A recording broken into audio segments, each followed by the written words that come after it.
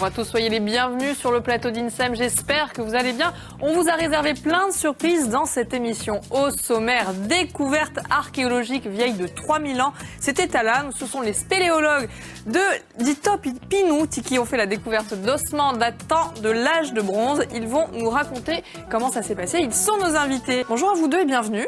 Bonjour. Alors on va faire un petit retour sur la découverte des ossements vieux de 3000 ans à Lannes en Haute-Corse avec vous.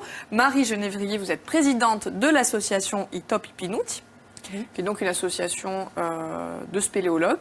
Tout à fait. Et vous êtes venue accompagnée de Franck Léandre. Et alors Franck, vous êtes conservateur régional d'archéologie. En quelques mots, moi j'aimerais qu'on résume ce qu'est votre association à vous. Eh bien, l'association Itop Pinouti, comme vous l'avez dit, c'est une association de spéléologie et canyonisme. Donc, spéléologie, en gros, c'est d'aller visiter, d'aller explorer, d'aller étudier les grottes, les cavités. Et le canyonisme, c'est de descendre les torrents de montagne en rappel, en toboggan, en sautant. Et voilà, donc on existe depuis 33 ans, depuis 1984. Et on aime. On sait rester jeune, ça conserve. Et c'est vrai qu'on aime bien partager ce que l'on fait. On organise régulièrement des initiations. On a un site internet sur lequel on partage plein de choses. Voilà. Donc mais vous n'êtes pas archéologue. Non. Il est là. Il est là. Donc en quelques mots, le conservatoire régional d'archéologie, qu'est-ce que... C'est une administration qui dépend de l'État et qui a pour mission la conservation, l'inventaire et l'étude du patrimoine archéologique de l'île. Voilà. Et Dieu seul sait s'il est riche en Corse. Il est riche, il y a plus de 10 000 sites actuellement enregistrés dans la base de données de la carte archéologique. Alors, vous êtes là pour nous parler de mars 2015. Il y a une sortie qui est organisée par l'association et vous allez faire une découverte très particulière. De quoi s'agit-il ? Effectivement, en fait, ça faisait très longtemps qu'on voyait depuis assez loin, depuis la piste où on va, où on se gare pour aller explorer une cavité qui est juste à côté. On voyait un porche là dans une falaise sur la commune de Lannes. On se disait quand même, ça serait sympa d'aller voir ce porche. Et puis un jour, voilà, en début mars 2015, allez, c'est parti. Aujourd'hui, on y va. On ne sait pas pourquoi, mais aujourd'hui, on y va.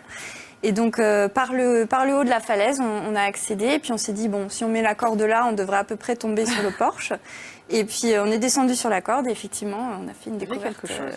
Mais il y a un membre du groupe qui, lui, n'a pas envie forcément de rester avec les autres. C'est Jean-Claude et c'est lui qui va faire la découverte. Alors, Jean-Claude est au téléphone avec nous. Bonjour, Jean-Claude. Bonjour. Alors, vous êtes à l'origine de la découverte d'ossements. Racontez-nous comment ça s'est passé. Alors, comme disait Marie, là, donc, ce porche, on le voyait depuis très longtemps en falaise. Là. Et puis, voilà, par un beau jour de février, en fait, ça a commencé. Le groupe allait vers la grotte, une grotte d'initiation qu'il y a dans le secteur, là. Et puis, bon, il faisait beau. J'avais envie de ne pas faire comme les autres, donc je me suis un peu isolé du groupe. Et j'ai été reconnaître, en fait, cette falaise, voir de quelle manière on pouvait accéder à cette cavité. Vous avez très bien fait de ne pas rester avec les autres. Donc, histoire de préparer un petit peu la sortie justement du 1er mars, où on a installé la corde, on est descendu donc à moitié en rappel, et il y avait une partie escalade. Et ensuite, voilà, on est tombé sur cette cavité qui est modeste, qui est une petite cavité qui fait à peu près 5 mètres de long sur environ 1 mètre de diamètre.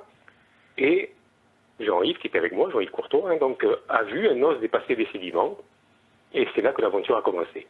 Et vous tombez sur des ossements. Et qu'est-ce que vous vous dites à ce moment-là ? Ça aurait pu être des ossements d'un animal. Ben voilà, bon, faut imaginer la falaise. Donc le trou s'ouvre à peu près à 15 mètres du haut de la falaise, 25 mètres du sol. Il y a un arbre qui sort de la cavité. Et l'os était quand même assez important. C'était un gros os, c'était pas un petit os. C'est pas une chauve-souris. Non, pas du tout. Là, vraiment, ou alors ça aurait été une chauve-souris particulière. Et donc la première question qu'on s'est posée, c'est comment un os de cette taille a pu arriver dans cette cavité-là. Donc on a imaginé une vache, un mouton, un sanglier qui tombe de la falaise, qui rebondit sur l'arbre, qui vient s'échouer sur l'entrée de la cavité. Et voilà. C'est digne d'un scénario de film. Donc voilà, au premier abord, c'est ce scénario-là qu'on a imaginé, quoi. Mais là, vous comprenez quand même que c'est pas du tout des ossements d'un animal. Ensuite, on dégage les os. Donc voilà, Jean-Yves est tombé sur une mandibule humaine, et avec quelques planches autour. Et là, on s'est dit, bon, c'est pas de l'animal, effectivement, et ça nous ressemble beaucoup. Donc, et compte tenu du contexte, c'est-à-dire des vieilles planches et d'un cercueil creusé dans la masse, Après, il y a le choix. Soit on appelle la gendarmerie, soit on appelle les archéologues. Et là, on était plutôt dans le contexte où il vaut mieux appeler les archéologues parce qu'on sentait que c'était quand même très ancien. Et donc, vous comprenez que vous avez fait une véritable découverte archéologique. Merci et vraiment bravo Jean-Claude. On va vous laisser tranquillement en famille. Et on va continuer justement avec Marie et Franck qui vont nous raconter la suite de cette découverte. Franck, du coup, on vous sollicite. Comment ça se passe? Comment vous allez gérer cette découverte? Donc l'association nous sollicite. Il faut savoir qu'on travaille beaucoup avec les associations locales qui nous renvoient des informations régulièrement. Donc les Top Ipinut, ils sont arrivés chez nous dans le laboratoire et nous ont amené des échantillons que nous avons fait analyser. Alors ces échantillons sont partis en Pologne. Pourquoi en Pologne? Parce qu'on a des laboratoires de datation qui se trouvent là-bas, qui se trouvent dans le monde entier. On a attendu une datation, on a attendu les résultats et on les a obtenus assez rapidement. Et une belle surprise quand on a su qu'ils étaient datés de la fin de l'âge du bronze, autour de 1200 avant Jésus-Christ. Voilà. Au début, on les a pas trop pris au sérieux parce qu'il faut savoir que ce genre de découverte arrive fréquemment sur l'île. Et puis voilà, on n'est pas obligé de lancer des opérations trop lourdes. Hein. On arrive rapidement à interpréter ce qu'on a sous les yeux. Mais dans le cas présent, ce qui a attiré effectivement notre attention et ce qui nous a vous avez éveillé votre curiosité. Voilà, c'est la présence des planches. Et donc, là, vous comprenez qu'il y a quelque chose. Là, on comprend qu'il y a quelque chose et rapidement, on met en place donc une opération d'expertise pendant 2 jours au mois de juin et qui montre effectivement la présence et le potentiel important du site. C'était un véritable enjeu technique d'organiser les fouilles. Lorsqu'on rappelle, en 2015, vous trouvez des ossements dans cette, dans cette caverne. Comment ça s'est passé le travail entre archéologues et spéléologues? En fait, l'enjeu qu'il y a pour organiser ces fouilles, c'est que la cavité se situe à 30 mètres du sol et à 15 mètres du haut de la falaise. Donc évidemment, des contraintes d'accès énormes, déjà donc pour faire venir les archéologues et également pour pouvoir évacuer ce qu'il y avait dans la cavité. Donc il a fallu effectivement imaginer des solutions techniques périlleuses. Donc on a notamment commencé par tendre une grande tyrolienne d'un bout à l'autre de la vallée, donc sur 200 mètres de long, pour pouvoir effectivement évacuer et puis amener du matériel jusqu'à la cavité. Donc ça a été très compliqué d'un point de vue logistique. Mais après, il faut aussi collaborer et être encadré par l'archéologue, j'imagine, pour ne pas dénaturer la découverte.